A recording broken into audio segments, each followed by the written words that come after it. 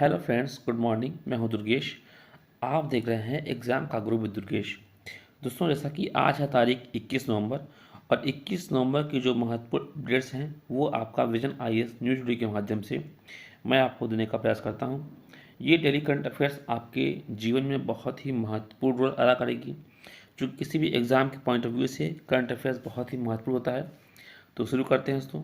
आज का जो टॉपिक है, देखिए पहला टॉपिक आपका है राष्ट्रीय और स्वास्थ्य और परिवार कल्याण मंत्रालय ने एक राष्ट्रीय फार्मेसी आयोग विधेयक 2023 के बारे में बात की है। इसका उद्देश्य क्या है कि इस विधेयक का जो उद्देश्य है वो है फार्मेसी अधिनियम 1948 को निरस्त करना। देखिए, इससे पहले कौन सी अधिनियम था आपका? फार्मेसी अधिनियम 1948, ठीक है। और ये निरस्त हो जाएगा तो इसके साथ ही एक राष्ट्रीय फार्मेसी आयोग की स्थापना करना इसका उद्देश्य है, जिसे एनपीसी कहा गया है। और एनपीसी का मुख्यालय कहाँ होगा दोस्तों? नई दिल्ली में होगा, ठीक है। अच्छा, इसके प्रावधानों पर अगर हम मुख्य नजर डालें तो राष्ट्रीय फार्मेसी आयोग, इसमें एक अध्यक्ष होगा जिसकी नियुक्ति कौन करेगा? केंद्र सरकार करेगा, ठीक है। तो एक अध्यक्ष होगा और इसकी नियुक्ति केंद्र सरकार करेगी, ठीक है। इसमें दोस्तों आयोग में 13 पदेन सदस्य होंगे और 14 आपके अंशकालिक सदस्य होंगे, ठीक है। अब देखिए, इसमें जो महत्वपूर्ण आपके लिए है वो ये है कि इसमें एक फार्मेसी सलाहकार परिषद की भी गठन किया जाएगा और इस गठन का भी जो है केंद्र सरकार नियुक्त करेगी इसके लिए। और इसका कार्य क्या होगा कि फार्मेसी की शिक्षा, प्रशिक्षण और अनुसंधान तक समान पहुंच बनाने के लिए ये आयोग जो है सलाह देगा, ठीक है। तो इस प्रकार से ये है। आगे देखिए, विधेयक का महत्व क्या है। देखिए, विधेयक का महत्व इसलिए है क्योंकि जो आपके 1948 का जो विधेयक था वो आपका पुराना हो चुका था। इसमें कुछ संशोधन की आवश्यकता थी, ठीक है, वर्तमान दृष्टिकोण को देखते हुए। इसलिए पहला तो यह गुणवत्तापूर्ण और किफ़ायती फार्मास्यूटिकल शिक्षा तक पहुंच उपलब्ध कराएगा, जिसमें सुधार लाएगा, ठीक है। दूसरा, यह पर्याप्त संख्या और उच्च गुणवत्ता वाले फार्मेसी पेशेवरों की उपलब्धता सुनिश्चित करेगा, ठीक है। और ये जो है दोस्तों भारत के लिए एक फार्मेसी रजिस्टर के रखरखाव को जो है सुगम बनाएगा, ठीक है। तो यही सब इसके जो है मेन महत्व थे, ठीक है। दूसरा टॉपिक कौन सा है दोस्तों आपका? ये है आपका साइंस एंड टेक्नोलॉजी से आपका है इंटरनेशनल स्पेस स्टेशन आईएसएस के जो निर्माण के 25 साल पूरे हुए हैं। ये आईएसएस क्या है और आईएसएस क्या होता है? यह पृथ्वी की चारों ओर परिक्रमा करने वाला एक बड़ा अंतरिक्ष यान होता है, ठीक है। जैसे कि आप इस क्षेत्र में देख पा रहे हैं, ये जो है आपका एक अंतरिक्ष यान है। इसके अंदर लोग बैठते हैं और रिसर्च करते हैं, ठीक है। तो यह एस्ट्रोनॉट एवं कॉस्मोनॉट के दल के लिए एक शोध स्टेशन व घर के रूप में कार्य करता है। अब आपके मन में होगा ये एस्ट्रोनॉट क्या है और कॉस्मोनॉट क्या है? कॉस्मोनॉट आपका दोस्तों रूसी अंतरिक्ष एजेंसी द्वारा प्रशिक्षित और प्रमाणित अंतरिक्ष यात्री होते हैं, ठीक है, कॉस्मोनॉट, ठीक है। और एस्ट्रोनॉट क्या है? एस्ट्रोनॉट आपके दोस्तों नासा, ईएसए, सीएसए और जाक्सा द्वारा प्रशिक्षित और प्रमाणित अंतरिक्ष यात्री होते हैं। तो कुल मिला के कॉस्मोनॉट आपका रूसी होते हैं और एस्ट्रोनॉट आपका जापान के, नासा के, इन सब के होते हैं, ठीक है। यूरोपीय देश होते हैं उनके द्वारा होते हैं लोग। और नासा आपका जानते होंगे ये अमेरिका का होता है, जाक्सा जापान का होता है। ये आपका अंतरिक्ष जो है आपका जो है जैसे हमारे भारत का इसरो है, इसी प्रकार से इन सब का है, ठीक है। कनाडा का सीएसए होता है और रूस का होता है रोकोस्मोस, ठीक है। तो इन सब के बीच में एक साझेदारी है आईएसएस, ठीक है। तो आईएसएस और कुछ नहीं दोस्तों, इस प्रकार से अंतरिक्ष यान है जहाँ पर इन सब के यात्री, अंतरिक्ष यात्री आते हैं और यहाँ जो है रिसर्च करते हैं और कुछ दिन बाद वापस लाते हैं, ठीक है। तो एक प्रकार से आसमान में बनाया हुआ एक घर है, आप ये मान सकते हैं, ठीक है। यह अंतरिक्ष दल के सदस्यों को ऐसे शोध करने की सुविधा प्रदान करता है जो कहीं और नहीं किया जा सकती, ठीक है। तो इस प्रकार से होता है। देखिए, भारत का इसमें क्या है रोल? देखिए, भारत का इसमें भी रोल कुछ नहीं है, क्योंकि भारत अपना खुद का एक स्टेशन बनाने की तैयारी में है, ठीक है। और उसमें मोदी ने भी डायरेक्शन दिए हैं कि भारत को अब 2035 तक भारतीय अंतरिक्ष स्टेशन स्थापित करने का लक्ष्य निर्धारित करना चाहिए। मतलब भारत को अपना खुद का एक स्टेशन बनाना चाहिए, ठीक है। तो ये बहुत बहुत महत्वपूर्ण उपलब्धि होगी भारत के लिए, ठीक है। आगे बढ़ते हैं दोस्तों। ऑक्सफैम ने climate equality a plan for the 99% शीर्षक से एक रिपोर्ट जारी की है। ये रिपोर्ट किस संबंध में आपके लिए ये महत्वपूर्ण है? देखिए, इस रिपोर्ट में कहा गया है कि जो जलवायु संकट है और जो अत्यधिक असमानता है, मानवता के समक्ष मौजूद दोहरी चुनौती है। मतलब देखिए, दो चीज़ें हैं।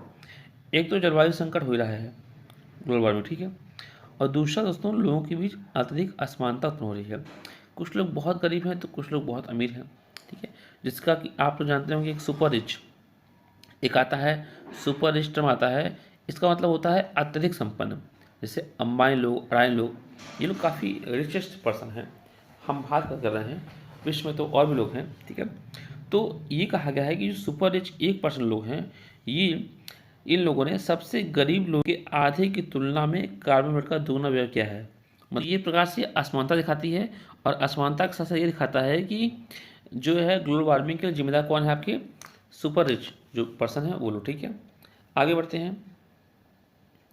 देखिए, अत्यधिक अत्यधिक से संपन्न लोग हैं, जिससे हमने कहा सुपर रिच, और जो शेष हैं मतलब कम संपन्न हैं, उन लोगों के बीच अंतर को व्यापक रूप से कम करने के लिए सरकार द्वारा नीतियां लागू की जानी चाहिए कुछ, ये कहा गया है। और ये भी कहा गया है कि कंपनियां और अरबपतियों पर नई कर संरचना लागू करनी चाहिए ताकि उत्सर्जन में व्यापक कमी की जा सके, ठीक है। और साथ ही हरित ईंधन की ओर बढ़ने के प्रयासों को वित्त पोषित किया जा सके। तो कुल मिला के गरीबों गरीबों के लिए अमीरों पर जो है एक नई कर संरचना नीति लागू करनी चाहिए, ये आपका कहना है, ठीक है। तो क्लाइमेट आपका किससे संबंधित है? ये equality a plan for the 90%, ये आपका ऑक्सफैम की रिपोर्ट है, ठीक है। इसको आप देख लीजिएगा। आगे देखिए दोस्तों, एक टॉपिक जुड़ा हुआ है कि उत्तराखंड के उत्तरकाशी में आप देखते होंगे, उत्तराखंड में काफ़ी घटनाएं होती हैं, प्राकृतिक आपदाएं आती हैं। ऐसे हाल में एक घटना हुई है उत्तराखंड के उत्तरकाशी में। एक सुरंग ढहने से 40 मजदूरों की जो है फंस गए हैं, ठीक है। तो ये सुरंग कहाँ थी? तो सुरंग ढहने का जो हादसा हुआ है वो उत्तराखंड में एक एक निर्माण हुआ था, सिलक्यारा बारकोट सुरंग। इसका भी निर्माण हो ही रहा था, और इसी में जो है ये लोग फंस गए हैं। चूँकि भूस्खलन हुआ, वो लोग वहाँ रुक गए, वहाँ से फंस गए, ठीक है। तो शिलक्यारा जो बारकोट सुरंग दोस्तों है, ये आपका दक्षिणी छोर पर अवस्थित यमुनोत्री, जहाँ से यमुना निकलती है, और उत्तरी छोर पर स्थित हासू, इन दोनों को जो है जोड़ने का कार्य करेगी अगर बनता है तो। लेकिन वर्तमान में परिप्रेक्ष्य दूसरा है। तो यह जो सिलक्यारा बारकोट सुरंग है, ये आपका 4 धाम 12 मासी सड़क परियोजना का हिस्सा था, ठीक है। अच्छा, हिमालय क्षेत्र में भूस्खलन होने की संभावना अधिक क्यों हो रही है? कारण तो आप जानते ही होंगे। देखिए, पहला प्राकृतिक कारण है और दूसरा है मानवजनित। तो प्राकृतिक कारण क्या है भाई? प्लेट टेक्टोनिक के सिद्धांत जो चलता है, तो उसके अनुसार जो है भूकंप जो है भूस्खलन को सक्रिय कर देते हैं, इससे ज़मीन गिर जाती है। भारी वर्षा से जो है क्या हो रहा है कि मृदा के जल जो है कमजोर हो रही हैं और वो टूट के बिखर जा रही हैं। तीसरा क्या है? जलवायु परिवर्तन। तो जलवायु परिवर्तन जनित जो है तापमान से पर्माफ्रॉस्ट, मैंने कल बताया था आपको पर्माफ्रॉस्ट क्या है। पर्माफ्रॉस्ट जमीन के नीचे जो है स्थित जो है एक चट्टान होती है, तो पिघल रहा है, उससे ज़मीन जो है सड़ जाती है। तो ये सब प्राकृतिक कारण थे। और मानव जगत में आप जानते होंगे कि जो अवसंरचनाएँ हैं, इंफ्रास्ट्रक्चर, बांध, सड़क, इन सब का निर्माण हो रहा है, इससे जो है जो है प्राकृतिक स्थिरता में बदलाव आ रहा है। दूसरा, वनों की कटाई ज़्यादा हो रही है, सिंचाई, खनन गतिविधियाँ, ये सब जो है आपके भूस्खलन के लिए जिम्मेदार हैं, ठीक है। तो आपने ये देखा। आगे बढ़ते हैं। आगे दोस्तों एक रिपोर्ट आई है, ये रिपोर्ट हालांकि आपके लिए बहुत महत्वपूर्ण है, लेकिन फिर भी आप जान लीजिए। देखिए, उपभोक्ता व्यवहार पर जो है सोशल मीडिया का प्रभाव पड़ता है, आप जानते हैं। और ये हाल ही में एक रिपोर्ट आई है कि किसी भी उपभोक्ता को कुछ नए उत्पादों की जानकारी वो आपको लगभग सोशल मीडिया में जो रील्स होते हैं, रील्स के जरिए उनसे जानकारी मिल जाती है, ठीक है। तो 47% उपभोक्ताओं को बताया कि हमको जो है रील्स के जरिए नए उत्पादों का पता चलता है, ठीक है। और इसमें इससे क्या हुआ है कि वर्तमान में जो आपका फेशियल टाइप के जो प्रोडक्ट होते हैं, उनकी कुल खरीद में 68% जो है खरीदारी ऑनलाइन की जाती है, और इसमें जो है 15% वृद्धि हुई है। तो कुल मिला के जो आपकी चीज़ें हैं वो आपकी सोशल मीडिया काफ़ी प्रभावित करती है आप चीज़ों को। आगे देखिए, नया टॉपिक है, ये आपके लिए बहुत महत्वपूर्ण है। ये आपका है संयुक्त राष्ट्र पर्यावरण कार्यक्रम यूनेप। इसने उत्सर्जन अंतराल रिपोर्ट ठीक है, इसे बोलते हैं एमिशन गैप रिपोर्ट, ये जारी की है। तो ये क्या है, यह आपके दोस्तों एमिशन गैप रिपोर्ट आपका 14वां संस्करण है। ठीक है, इस रिपोर्ट में वैश्विक ताप वृद्धि को 2 डिग्री सेल्सियस से कम रखने और 1.5 डिग्री सेल्सियस तक सीमित रखने की वैश्विक प्रयासों की सफलता का आकलन किया गया है। ठीक है, और दोस्तों ये जो आपका 2 डिग्री सेल्सियस से कम रखना और 1.5 डिग्री सेल्सियस तक सीमित रखना, ये आपका जो हुआ समझौता हुआ था, पेरिस जलवायु समझौता, जो कि आपका 2015 में हुआ था, इसी में ये बात आई थी सामने। ठीक है, तो इसमें क्या है, इसमें कुल मिला के आपको जलवायु परिवर्तन के लिए जिम्मेदार जो कारक हैं उन पर कुल मिला के अंकुश लगाना है, यही एक था। देखिए, रिपोर्ट में भारत संबंधित कुछ तथ्य गए हैं कि 2022 में जो G20 हुआ है, तो G20 के सभी सदस्यों में कुल GHG हुई है। ठीक है, और इसमें क्या हुआ है, चीन, भारत, इंडोनेशिया, अमेरिका में उत्सर्जन वृद्धि दर्ज की गई है, और जबकि ब्राज़ील, यूरोपीय संघ और रूस में कमी है। ठीक है, तो ये कमी की है और भारत में वृद्धि हुई है, ये आप ध्यान दीजिएगा। ठीक है, अच्छा, यूनेप क्या है, यूनेप दोस्तों एक संयुक्त राष्ट्र पर्यावरण कार्यक्रम है, और इसकी जो मुख्यालय है वो आपका नैरोबी, जो कि अफ्रीकी देश है, उसकी केन्या की राजधानी क्या है, नैरोबी है। इसकी स्थापना 1972 में हुई थी। ठीक है, 1972 में हुई थी। इसका उद्देश्य क्या था, जलवायु स्थिरता को बढ़ावा देने वाले जो भी चीज़ें हैं और उन चीज़ों को कम करना, कुल मिला के प्रदूषण मुक्त भविष्य के निर्माण की एक उद्देश्य था इनका। ठीक है, और इसमें टोटल कितने सदस्य हैं, तो जो आपका संयुक्त राष्ट्र है, तो संयुक्त राष्ट्र के टोटल सभी 193 सदस्य इसके देश हैं, सदस्य हैं, और भारत भी इसका सदस्य है। ठीक है, तो यूनेप द्वारा देखिए कुछ रिपोर्ट जारी की जाती है, कभी कभी एग्जाम पूछा जाता है, तो अनुकूलन अंतराल रिपोर्ट, ठीक है, अनुकूलन अंतराल रिपोर्ट, वैश्विक ग्लोबल आउटलुक, वैश्विक एनवायरनमेंट आउटलुक और एनवायरमेंटल रूल ऑफ लॉ, ये जो है रिपोर्ट आपका यूनेप द्वारा किया जाता है। ठीक है, देखिए तो आगे एक चक्रवात है जो महत्वपूर्ण है। ठीक है, चक्रवात संबंधित प्रश्न आते हैं, तो एक है मिधली चक्रवात। कौन सा, मिधली। तो ये मिधली चक्रवात दोस्तों एक चक्रवात है, ये आपका तूफान बांग्लादेश के तट को, देखिए कुल मिला के ये बांग्लादेश में बंगाल खाड़ी में आया है।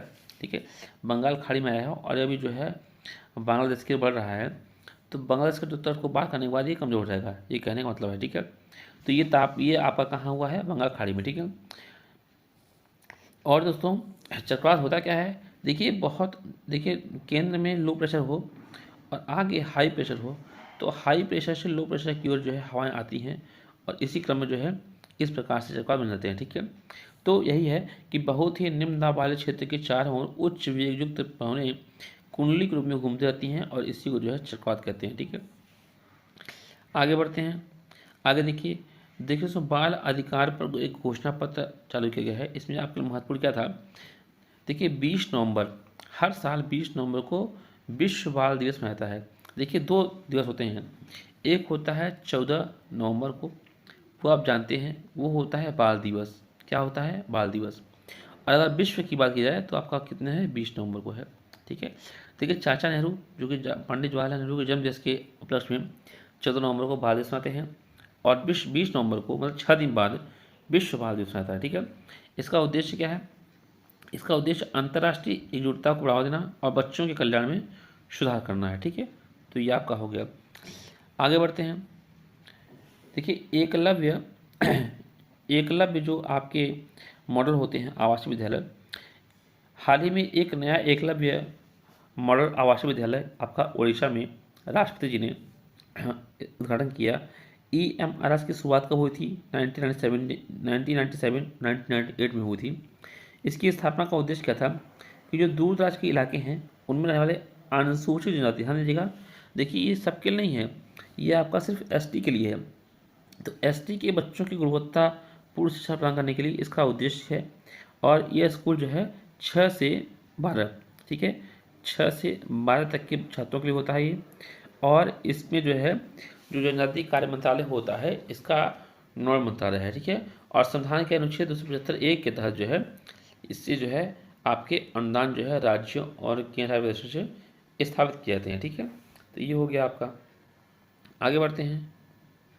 देखिए एरोनॉटिकल सोसाइटी ऑफ इंडिया, ये आपका अभी हाल ही में 75 वर्ष पूरे हुए हैं। उद्घाटन 1948 में पंडित जवाहरलाल नेहरू ने किया था और यह AICTE जो कि अखिल भारतीय तकनीक शिक्षा परिषद है, इस संस्था से संबद्ध है। ठीक है, तो आप इसमें लीजिए। आगे बढ़ते हैं। देखिए आगे क्या है, नाइट्रोजन 9। तो नाइट्रोजन 9 क्या है, एक समस्थानिक है। ठीक है, और समस्थानिक क्या होते हैं, ऐसे परमाणु जिनमें प्रोटॉन की संख्या, ठीक है, इसकी प्रोटॉन की संख्या समान होती है, न्यूट्रॉन की संख्या अलग अलग होती है, उससे क्या कहते हैं, आपका समस्थानिक कहते हैं। ठीक है, आगे देखिए, जमादानी साड़ियाँ, ये आपका आर्ट एंड कल्चर संबंधित है। देखिए नई दिल्ली में आपका भारतीय अंतर्राष्ट्रीय व्यापार मेले का उद्घाटन होता हर साल होता है।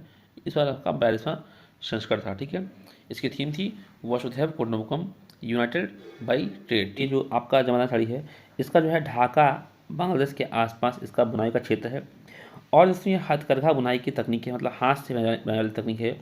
और इसमें क्या होता है, मुख्य रूप से साड़ी के आगे और पीछे की तरफ एक जैसा रूपांकन होता है। साड़ी आप पहनी है, साड़ी के आगे जिस प्रकार की आकृति होगी वैसे ही पीछे होगी। ठीक है, तो यह हाथ से बना हुआ वस्त्र है, तो हाथ से बनने का इसको क्या कहते हैं, हथकरघा कहते हैं, हथकरघा। ठीक है, आगे इसे दोस्तों मलमल के नाम से भी जानते हैं। ठीक है, तो आपका जमाना साड़ी क्या है, मलमल, इसका ये भी नाम है। ठीक है, उड़प्पा जो साड़ी है, उड़प्पा जमाना साड़ी, इसको जो है आंध्र प्रदेश में जो है आंध्र प्रदेश का जेड टैग मिला हुआ है। ठीक है, तो जमादार साड़ी में दोस्तों आपका उड़प्पा जो उपड़ा है, उपड़ा उपड़ा, ठीक है, तो ये आपका GI टैग कहाँ का है, आंध्र प्रदेश का। ठीक है, आगे देखिए, आप लोगों को दोस्तों एक महत्वपूर्ण फैक्ट था, ये आपका भारतीय अंतर्राष्ट्रीय फिल्म मेला जिसका 54वां संस्करण जो है हुआ है, और आप जानते होंगे ये गोवा में हर साल होता है। ठीक है, अच्छा गोवा में हर साल कब से हो रहा है, ये 2004 के बाद से ये हमेशा जो है इसका आयोजन गोवा में होता है। कब से, 2004 के बाद। ठीक है, था तो पहला आपका 1952 में हुआ था। ठीक है, अगला टॉपिक दोस्तों आप देख रहे होंगे, आप लास्ट टॉपिक है आपका ये, और लास्ट टॉपिक आपका दोस्तों मैप से संबंधित होता है।